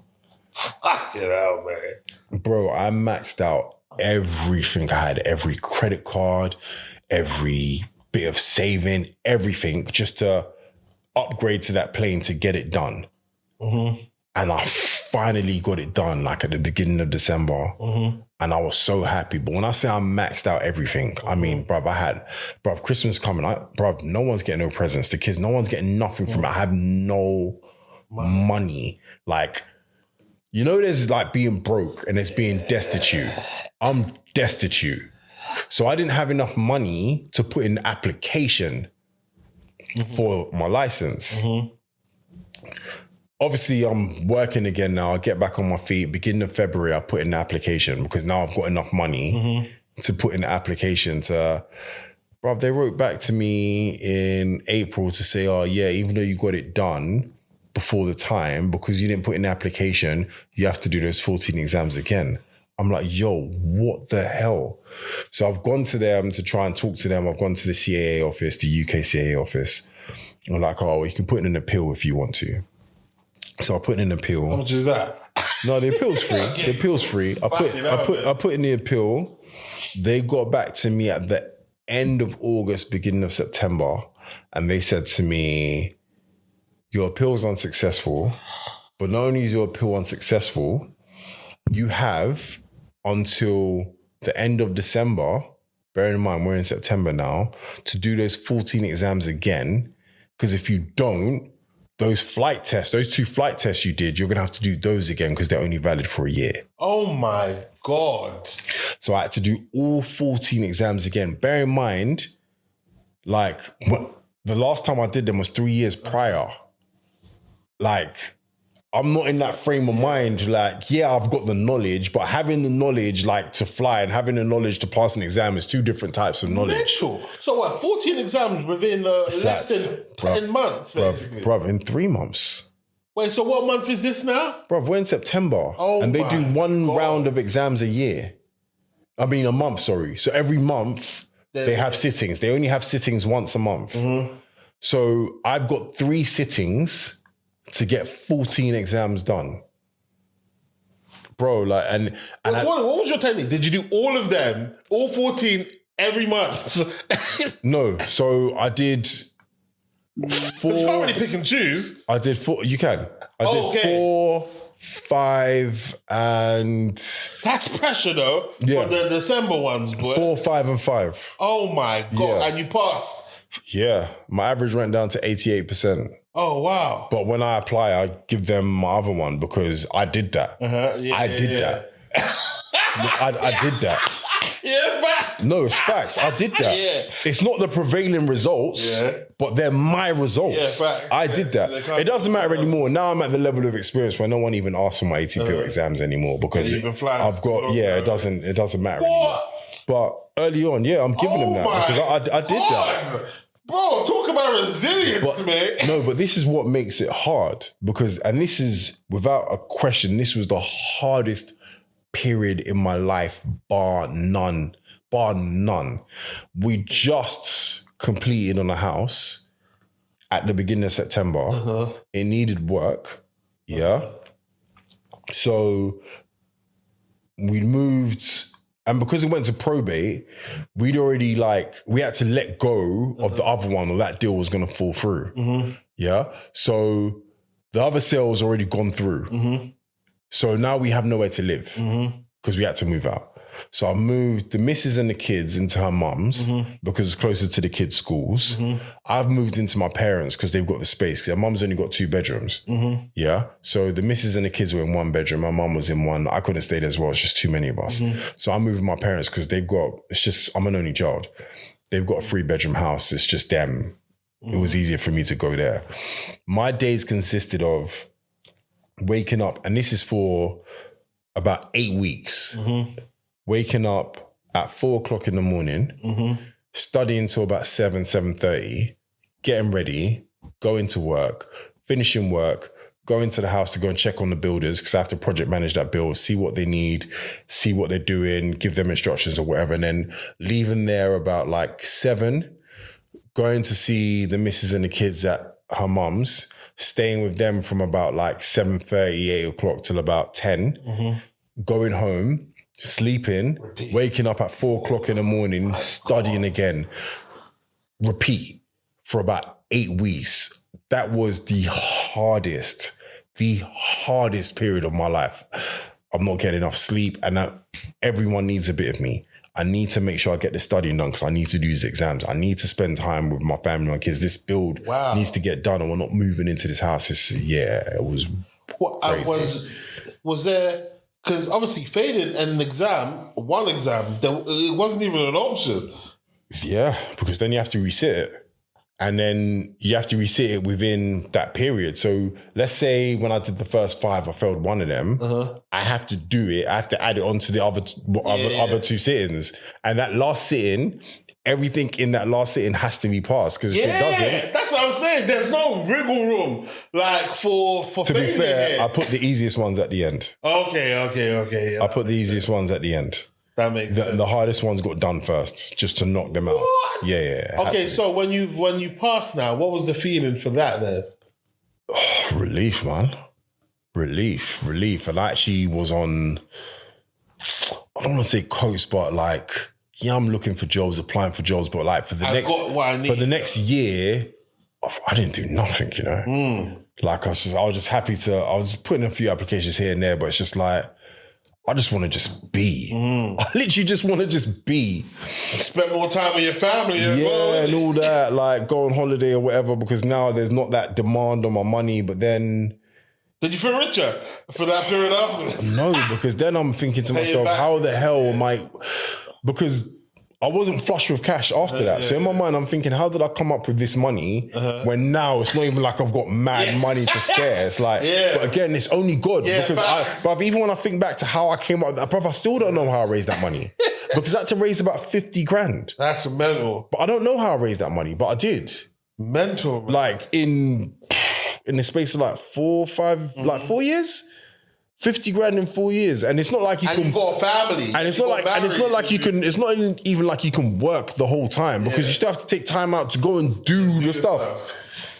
Mental, man. Yeah, crazy.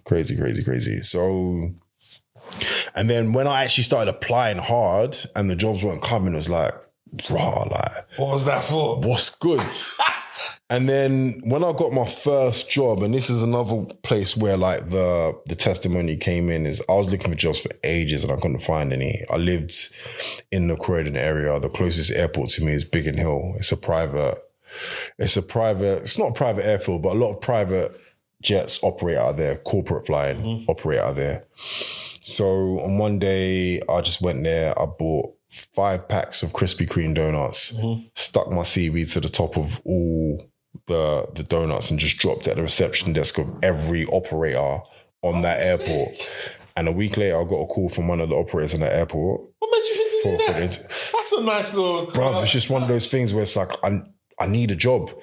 And the conventional ways of going about getting this job weren't working. And at the time, it was a low point for pilots. The demand for pilots wasn't high. So I need to think of a way to get myself... Yeah. And because they're smaller, it's not like a Ryanair or EasyJet where it's a big corporation and they've got like whole departments that deal with recruitment or whatever. It's like they've got a CEO, a receptionist, a chief pilot, they've got some pilots, they've got like 5 planes or whatever, but it's a small, everything is contained within that one building for the most part. So I'm like, if I could do just something just to get their attention, then maybe something will come of it. And that's how I landed my first job. And Krispy Kreme, it's expensive enough that they know that this.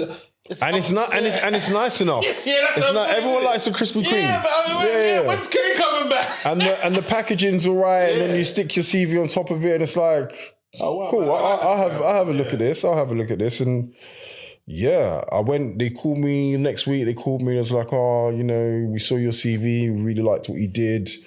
Why don't you come in for an interview? When they give you the whole thing, it's going to be 45 minutes. It's going to be this, and that. So what was supposed to be a 45-minute interview ended up just being like a 2-hour conversation. They're just asking. So the same story I told you about how I even came about getting my license, I told them. And by the time I got home, I got a phone call this could be a movie, because this could be like, what's it called? What's the Will Smith story? Pursuit of Happiness. Oh my God. Because I'm getting the same vibe from it. When he's always running and things just don't seem to be going your way. It wasn't lining up, bro. It wasn't lining up. But yeah, by the time I got home, literally I got a phone call. It was like, yeah, we want to hire you. And that's how I got my first job. Amen, man. Amen to that. Quickly on this, why did you decide? Because at one point, there's many moments over here that you should have just quit. So what came to, why did you need to become a pilot? Well, so my degree is in aerospace engineering. I've always loved planes. Oh, okay. And the main reason why I've loved planes is because it's the one thing as humans we can't do naturally. Do you get what I mean? Like, yes, we're land animals and we're supposed to be on land, but you can learn to swim. Like I'm a good swimmer. I think you lot even saw me swimming out. Yeah. But you can learn to swim, but there's nothing we can do. We can't learn to fly. And it's the one thing that we can't do naturally.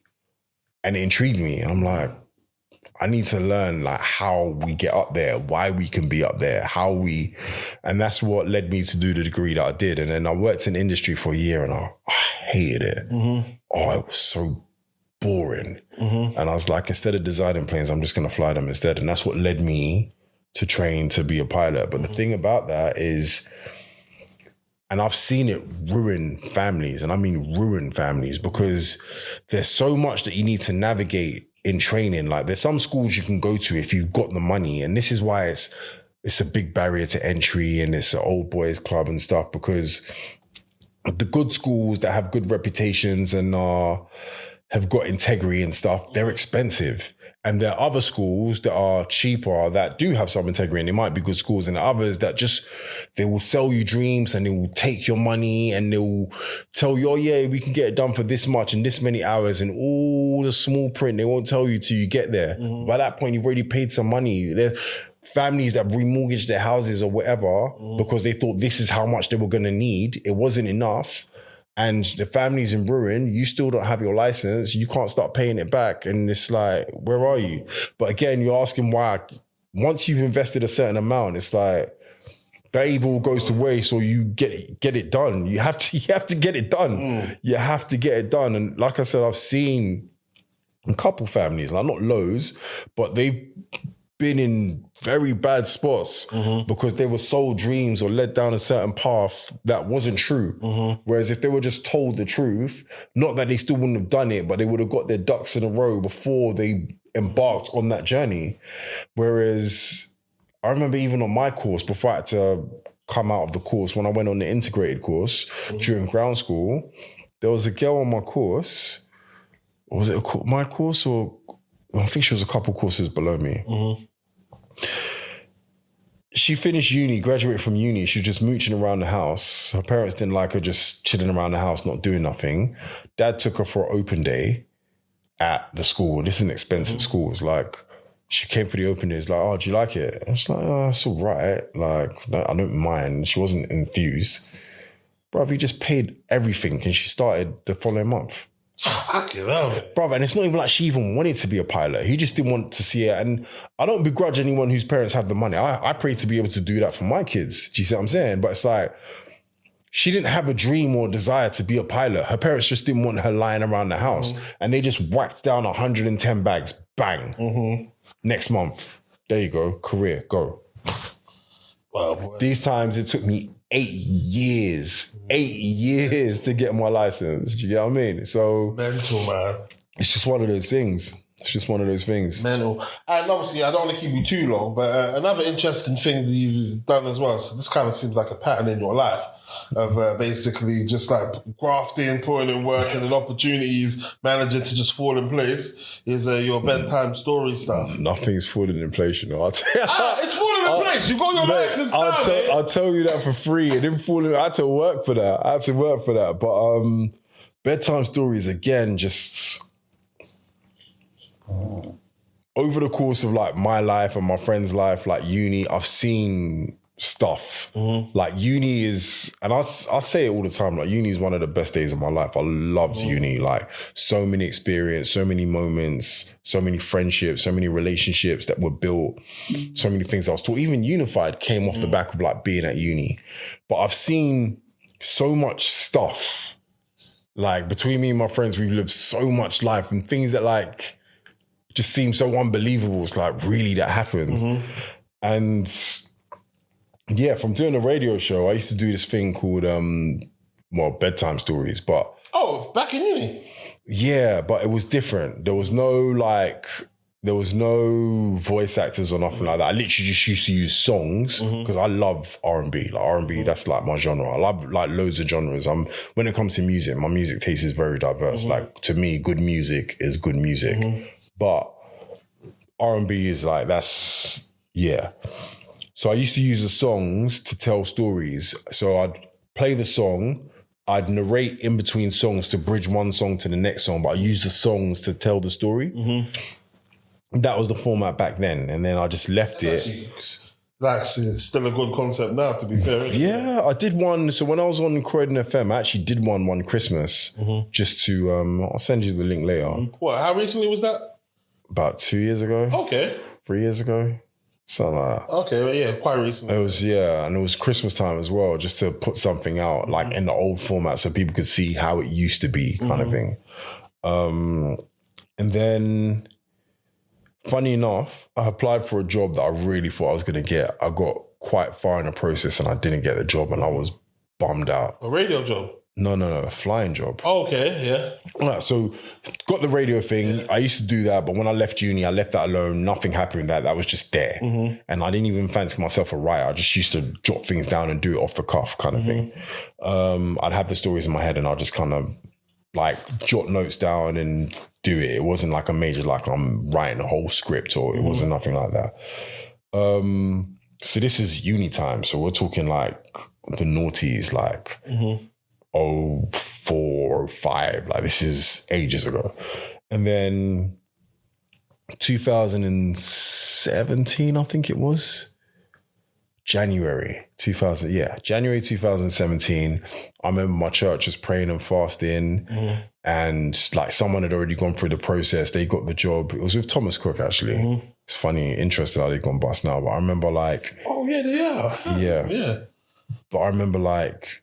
he told me what the process would be. So I knew everything to expect. And in my mind, I'm like, yeah, this is God. This must be God. Like he's sent helpers and I'm, favor and all the rest of it. And I'm smacking it in all these different, because there's several different like phases of the interview process. Like there's the group exercise, there's a technical, even in So there's a group exercise, there's a technical interview, then there's just a regular interview where they get to know about you and all these different things. There's a skills test, the fly test, and all the rest of it. And then I got the thing. It's like, no, you didn't get it, and I was bummed out. When I tell you I was bummed, because I was certain that not only was I going to get it, this was from God. This was God blessing me. It's like I've got this interview in a time that we're actually fasting. I'm fasting right now. Like I'm doing this interview hungry. Them ones. And then, I didn't get it. I was bummed, so bummed out. And in my mind, it's like, how do I get out of this funk? I was in this funk for ages and I just needed to do something for me. And then I was like, do you know what? I've always wanted to revisit this. So I'm just going to do it. So I wrote my first bedtime story. It was Sweet 16. Shout out to Emmanuel, Touchmark Studios. He's, he had a studio in Camberwell. It was around the corner from me. I got some people that were willing to be involved. And we did it. That's how we did the first one. Okay. Sweet 16. People liked it. I think I got about 2,000 listens, something like that. Wow. How are you marketing it? Just Insta? Just Insta and Facebook. Yeah, because I know and Twitter, and that's it. Yeah, I remember one of my good friends, Shoshana, she used to be just a proper fan. No, I appreciate her. I appreciate all the listeners. Yeah. So she's like, she really, really, really, really likes it as well. Like, and people like it for different reasons. Like some people like the music part of it. Some people just like, because it's different. It's like theater of the mind type stuff. And the problem, I'm not going to call it a problem, but trying to get people to listen to something that they don't really understand. It's like podcasts when they first came out. It's like, oh yeah, listen to this podcast. Like, what the hell is a podcast? For like fucking 4 hours. And it's like, why would I do that? Yeah. And it's why I try to encourage a lot of people or more people to come into the space, because the more people that are in the space, the more people, the audience get used to this format and they look for more stuff to listen to. Where did you get inspiration from? Or you were just your own inspiration? Yeah.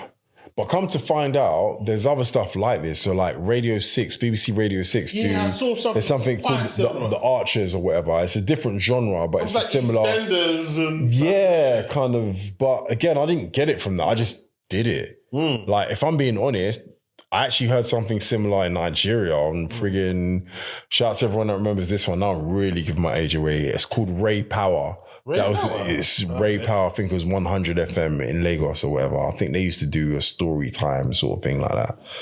So if I got the concept from anywhere, I got it from there. But yeah, I did that. And then I just really enjoyed the process. It was so fulfilling for me. And then seeing that people liked it and enjoyed it. And because every single story I have is based off a true story. And because of that, it's relatable. Like a lot of people can relate to like different parts of the story, even if it's not all of it. And I never want to tell just one person's story because I don't want anyone to listen to be like, he's talking about me. Like, I always take at least 2, sometimes 3 stories and kind of make them into one. So it's like, I relate to this, this happened to me, but not the whole thing. Do you get what I mean? And that's when I started doing episodes because you ask someone to listen, it's like, really, an hour and some change? I'm not sitting down listening to that. Whereas if it's a 20-minute episode, it's like, all right, I can listen to that on the way to work. And what I found is once I actually got people to start listening to it, like, and I'm not even saying this to gas myself up, out of maybe like 100 people, 200 people have asked to listen, maybe 1 or 2 didn't like it. Everybody else has loved it. It's like, no, this is really good. Like, I really enjoy this. And yeah, just started. How many episodes? How many? Because obviously, because of the concept, it requires voices, isn't it? Yeah. So, how many of them have you not been involved in yourself? You use your own voice? None. I'm involved in every single one. You're involved in every single one? Every single one. Oh, okay. Every single one. On purpose. So why on purpose? Well, for one, I narrate everything anyway. So just off rip, I'm going to be involved. But for 2, cheaper, I guess, as well, isn't it? Yeah, it's just less people have to find. Yeah. Sometimes I do more than Easier. Sometimes I do more than one. Oh, is it? Yeah. Like What are you on some Eddie Murphy type. have you been a girl? Nah. You say that, maybe you're giving me ideas. It's not the same as putting a dress on, but we'll see. But yeah, no, I've done multiple voices on a couple of the stories. But again, the stories, like, I love doing them, and I love telling the stories, and I love using the music and finding songs that say what I'm trying to. Because again, it just shows how deep my R&B bag is, that I can find a song. I know the meaning of this song, and I know it relates to because I always, and I don't know why, but I've always been. I listen to words. So when it comes to songs, like some people just like the melody, some people like the cadence, some people like the lyrics, beat. man. Yeah, words mean stuff to me. So I like words, and I listen to words. So it's because of that, it's easy for me to think of songs that go with certain situations. Well, so what was your end game with this? Like, did you envision? Because obviously, I attended one of your premieres for Love Lockdown. Love Lockdown, yeah. Yeah. So, did you envision that at any point? It wasn't until probably like my third story that I was like, you know what? These are pretty good. I'd love for this to go on screen. And one of the main reasons why I do audio is because screen's not cheap. Yeah. Screen's expensive. Do you get what I mean? So time consuming as well. More time consuming anyway. It's not even, I don't even mind spending the time. Like, the process is fun, but it's just the finances. And even audio plays, they're not cheap either. Do you get what I mean? Like, it set me back a bag every time I do one. Do you get what I mean? Like, you pay your voice actors? Not so. Again, if it's me just doing it, I don't. I was fortunate. So, two things that have come good from this. One, the last story I did, Toy Boy, and shout out to J Knox on this as well. J Knox is the one that actually like put that all together. He approached me as like, yeah, we can do something with this. You should apply for like the audio content fund, and like there's a fund that you can. So there's an audio content fund, and they award like commissions to projects that satisfy certain criteria. And he saw the criteria, and like he walks me through the whole process. And again, we won that fund and we got the commission. Jeez. So Toy Boy got paid for by the audio content fund. And with that one, I did pay everyone. There's nothing I'd love more than to pay. I'd love to pay everyone for everything they do. Absolutely. But when it's off my own back, it's just favors. And then I'm just paying everyone back in like, you know what, we'll do it. And then once the story gets released, all the actors, I have a listening session just for the people that featured. And it's a labor of love. I cook. So I cook everything. There's a mad spreads, there's like drinks and everything just for everyone to just come and enjoy the listening session. Pay them back in love, yeah, but it's all I have, like, do you get what I mean? Back to like, there's nothing I'd love more than to pay everyone. But and then even like the editing, and again, shout out to Timmy Banks, shout out to Touchmark Studios. That's a labor of love for them, because the amount of man hours that they spend editing the audio after it's been recorded, if I'm paying them per hour, bro, I can't afford that. I can't afford that. But again, that's a labor of love from them, like a solid that they're doing me because they believe in the project. And I'm happy it's come good enough that like they've seen it like grow into something. But then lockdown happened and I had an idea for a different story, and it was about someone that was getting married, and before they got married, they just wanted to tell their ex, like, yo, I've moved on, I'm getting married or whatever. But then lockdown happened and I found a way to merge that into a lockdown story. And I wrote that story in like 2 weeks, probably less than that. It's 5 episodes. And then a voice actor, shout out to Elaine, she reached out to me saying she likes the stories as well. She wants to do some voice acting. And like, we were just talking over lockdown, like on FaceTime and stuff. And like, we were bouncing ideas off each other. Me and my missus bouncing ideas off each other, penning stuff down and stuff. And then we recorded the whole thing. She recorded her bit in America because she played the original Taylor. So I had my actual monitor headphones with earpods in underneath that. So I'm actually talking to her while we're doing it. So we're doing it in real time. So she can respond to me in real time. So even though she's recording where she is, the pauses and the spaces are exactly as they're supposed to be, because we're actually doing it over the phone. As I'm recording into my microphone on my system, she's recording into her microphone on her system. Wait, so edit-wise, did it fit seamlessly? Yeah. Oh, wow. That worked. Oh, wow. It did. Literally, what made you think of that? You just have to think outside. But again, at that point, in as much as I'd watch, because I have to sit down and say, okay, I want this here, I want that there. I've watched them edit loads. I've watched Emmanuel edit loads of times. I had to sit down with him and edit. Apart from like the finishing stuff, like the edits, I have to sit down and place everything with him. The same with Timmy. So I've seen it, but I never done it. But because lockdown, no one's allowed to be with each other, I had to learn. I had to learn how to do it. And yeah, they took me through a lot of it, but like I ordered microphones, I ordered an interface or whatever. And then, I just did it. And I just thought, and again, you see the process. So it's just like, I understand producers that can't work the buttons. They've got an engineer, but I'm a producer because you know what the process is. So it's like, how can I make this work? And I just thought that through and just slotted in beautiful. Now, obviously, I know the story behind it, how you basically got on screen, innit? But can you just briefly touch on that as well? So we recorded that, and then because there was no one available, my wife played Zoe, I played the guy, and it only needed 3 characters. Wait, hold on, sir. Taylor is who's Taylor? The actual wife? No, Taylor's the one that he got locked down with.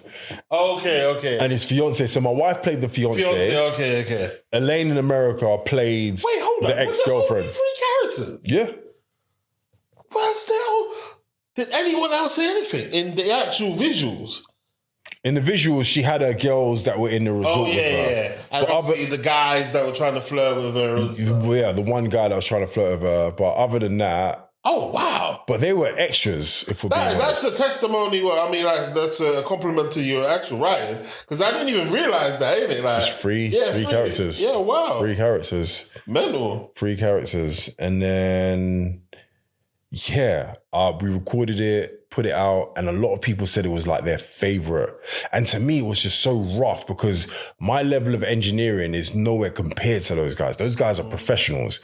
But again, I just had to, and it took me longer, but I just had to just figure it out. The recording process, the editing process. They were there to talk me through it, learning how to use Logic and all the rest of it. But I put it out and people loved it. People loved it. It was a lot of people said that was their favorite story. And again, Trino heard it. They liked it, and they came to the table like, you know what? We like the story. We want to turn it to a movie. And what was your thinking when you heard that? Well, I've been pushing for this for ages. Oh, okay. Do you get what I mean? So when that came through, and it's not like other deals haven't been there, they just haven't been right. And even this one, we got all the way to like, the process got really far and then it just came to a stalemate because I wanted ownership. I don't care how small the percentage was, but they just wanted to pay a figure. And I didn't want to do that. Is it? So did you get ownership?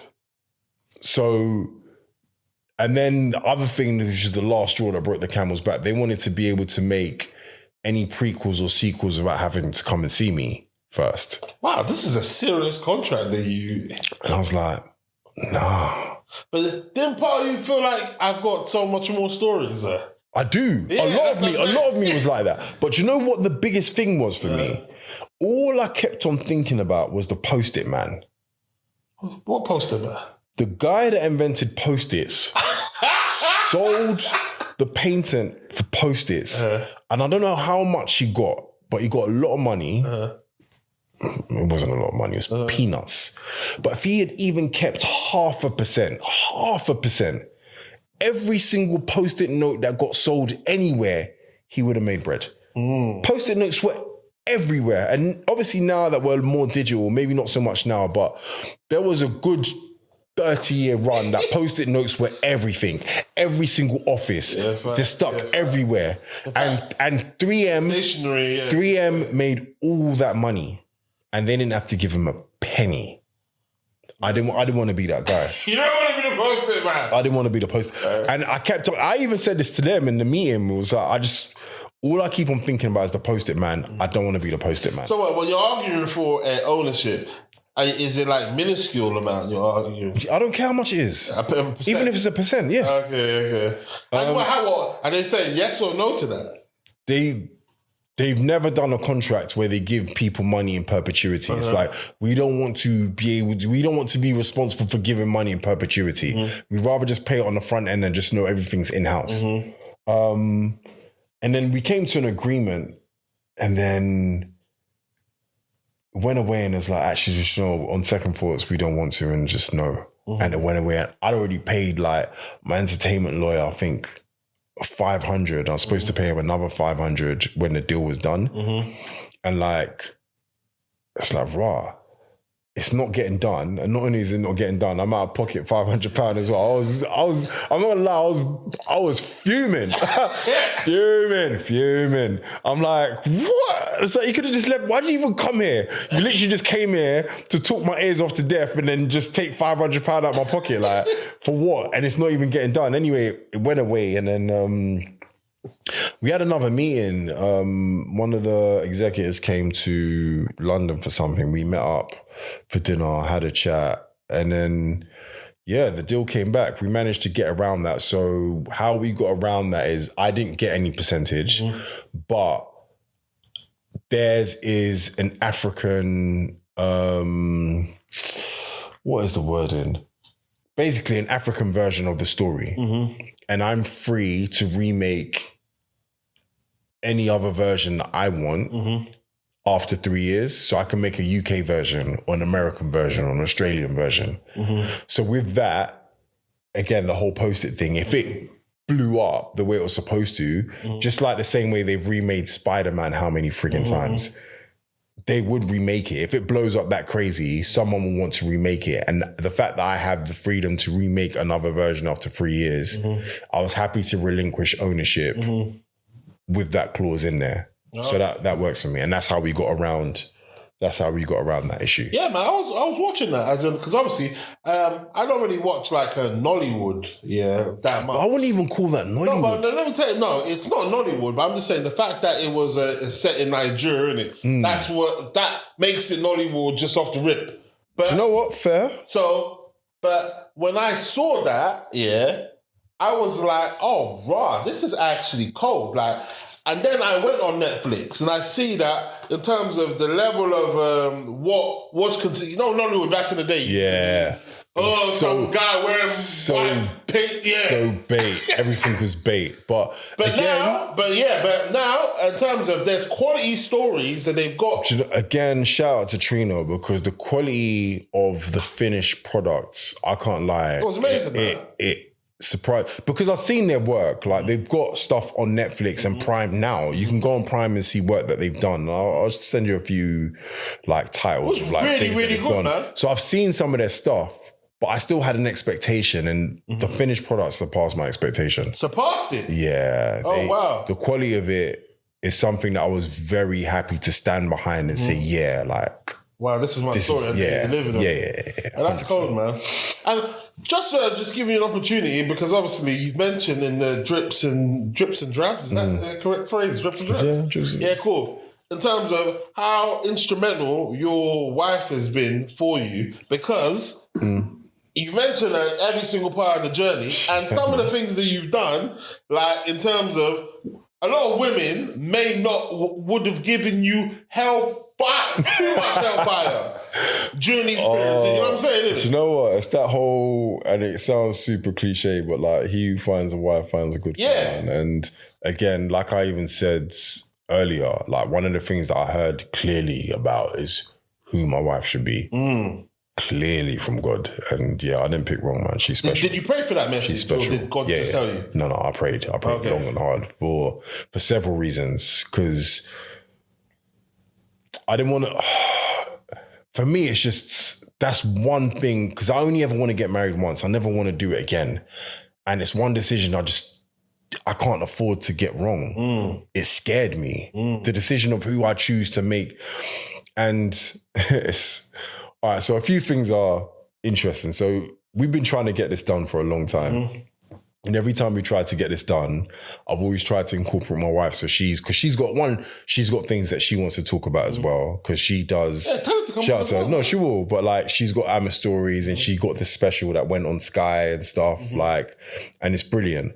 But I always wanted her to be here because one thing that I got, funny enough, from Nori, and Nori said he got it from LL, he says whenever he goes to stuff, he always tries to go with his wife because whenever his wife is there, he never gets in trouble.